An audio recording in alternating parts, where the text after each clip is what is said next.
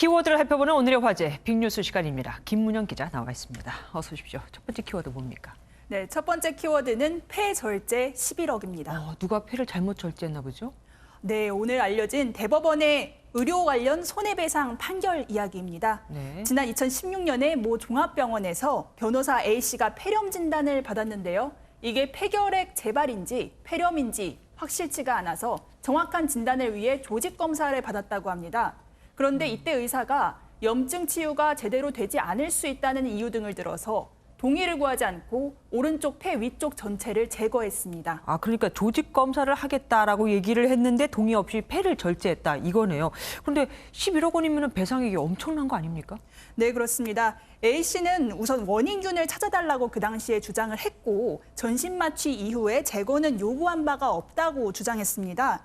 최종 판독 결과조차 결핵으로 나왔던 만큼 절제할 필요는 전혀 없었다라고 주장했는데요. 법원이 의사가 주의 의무와 설명 의무를 위반해 환자의 자기결정권이 침해됐다며 A씨의 손을 들어줬습니다. 1심 때는 11억 원보다 더 많은 14억 4천만 원을 배상하라는 판결이 나왔습니다. 그 금액이 2심에서 일부 깎인 거고 대법원은 이 배상액을 그대로 인정했습니다. 손해배상액은 A씨가 변호사로서 벌 수 있는 소득이 상실된 정도를 계산해서 산정됐습니다. 그러니까 환자가 변호사였군요. 네. 일반인은 의료 소송에서 승소하기가 참 힘들죠. 다음 키워드 보겠습니다. 네, 다음 키워드는 주식 도시락입니다. 주식은 두 가지 뜻이 있잖아요. 주로 먹는 거 혹은 우리 금융시장에서 왔다 갔다 하는 그 주식 거래할 때 주식 어떤 겁니까? 네, 두 가지 다에 해당되는데요. 네. 우선 편의점에서 파는 도시락, 그럼 주식이라고 할 수 있잖아요. 네, 이걸 실제 주식 1주도 같이 주는 그런 상품입니다. 예. 그러니까 편의점이 증권사와 손을 잡고 만들었는데 1차 출시 때 이틀 만에 다 팔려버렸습니다. 오늘부터 2만 개를 추가 판매하기로 했는데요.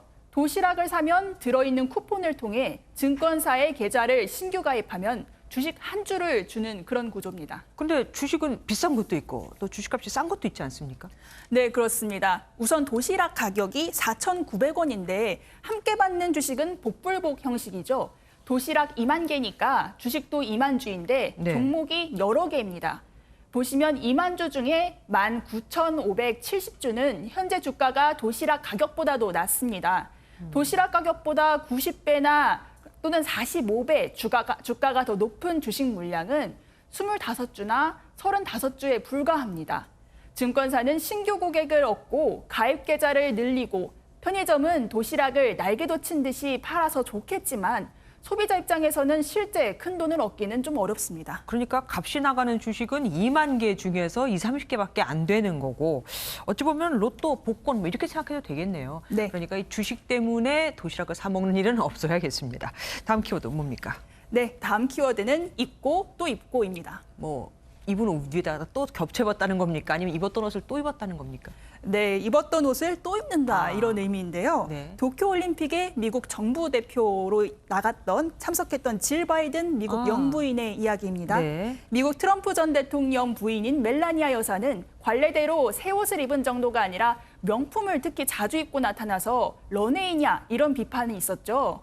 근데 질 바이든 여사는 도쿄에 머무는 동안 입을 옷이 딱 한 번, 그러니까 새 옷이 딱 한 벌뿐이어서 오히려 화제가 된 겁니다. 네. 그 사이에 옷 한 벌도 미 대표팀 공식 유니폼인 남색 재킷과 하의이고 나머지는 모두 입었던 옷이었다고 합니다. 네. 도쿄에 도착할 때 붉은색 드레스는 미국 플로리다의 백신 접종소 방문 때 입었던 옷이고요. 스가 요시히데 일본 총리 주최 만찬 때의 꽃무늬 원피스, 그리고 올림픽 개막식 때 입었던 물방울 원피스도 모두 주요 7개국 정상회의 때 입었던 겁니다. 지속 가능성을 슬로건으로 내세운 도쿄올림픽도 의식했겠지만 역대 최초 직장인 영부인으로서 출근 복장을 입듯이 평소 입던 옷을 스스로 골랐다는 평가가 나옵니다. 네. 왜 환경운동가 툰베리는 자기는 절대로 새 옷을 사지 않겠다고 했었잖아요. 그 정도까지는 아니어도 어쨌든 환경에 꽤 신경을 쓴 게 눈에 보입니다. 마지막 키워드 보겠습니다. 네, 마지막 키워드는 주인을 뒤쫓은 허스키입니다. 허스키면은 왜 우리가 늑대개라고 얘기하는 그 개 말이죠. 그런데 개가 주인을 쫓는 건 당연한 거 아닙니까? 네, 그렇습니다. 주인을 따라가는 게 당연한데요. 문제는 주인이 허스키를 도로에 버리고 오. 차를 타고 달아났다는 점입니다. 세상에. 영상을 보시면 지난 20일 미국 텍사스주의 한 도로에서 남성 2명이 허스키의 목줄을 풀어주고 그대로 차를 타고 달아났는데요. 어휴. 어리둥절해하던 허스키가 차량에 출발하자 전속력으로 뒤쫓아가죠. 하지만 차량이 속도를 내자 따라잡지 못하고 홀로 남겨집니다. 네. 이 모습은 뒤따르던 운전자가 촬영을 해서 공개를 하면서 알려졌습니다. 너무 안타깝습니다. 저 이후 상황은 어떻게 됐습니까? 네, 영상을 촬영한 운전자가 곧바로 당국에 신고했고 허스키 주인은 동물 학대 혐의로 체포됐습니다. 구치소에 수감됐다가 보석금 5,000달러, 우리 돈으로 577만 원을 내고 당일에 풀려났는데요. 보안관실은 개의 목줄을 풀어준 이 젊은 남성을 또 곧 체포할 방침이라고 전했습니다. 네. 길가에 유기됐던 허스키는 동물 구조단체에 구조된 이후에 다른 가족에 곧바로 입양됐다고 합니다. 동물구조단체는 허스키가 입양된 후 북극곰을 뜻하는 나누크라는 새 이름을 얻었다고 전해왔습니다. 차라리 새 주인을 맞이하는 게 낫겠지만 개 입장에서는 또 원래 주인을 그리워할까 봐 또 걱정도 됩니다. 지금까지 김문영 기자와 함께했습니다. 고맙습니다.